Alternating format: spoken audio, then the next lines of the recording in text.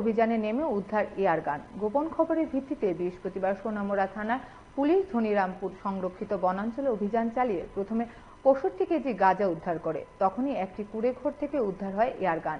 এই ঘটনায় পুলিশ কাউকে আটক করতে পারেনি। কি উদ্দেশ্যে এই এয়ারগান সেখানে রাখা হয়েছে তা এখনো জানা যায়নি।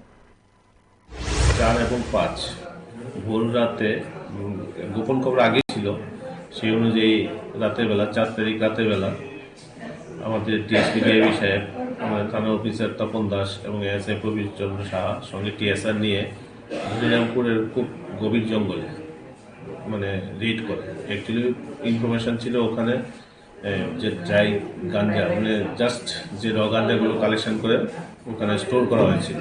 সেই অনুযায়ী ওই জায়গাতে ডিপ ফরেস্ট ল্যান্ড ওখানে রেড করে প্রচুর যে গাঁজা ছিল এবং কিছু গানি ব্যাগের মধ্যে ভর্তি করা ছিল।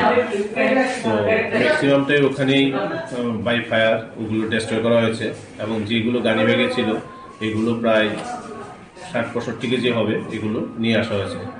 যেখানে রেড করা হয়েছিল ছোট্ট একটা স্মল হাট ছিল, যেটার মধ্যে একটা এয়ারগানও পাওয়া গেছে, কিন্তু ওখানে অ্যাবান্ডন প্লেস ছিল, ডিপ ফরেস্ট ল্যান্ড।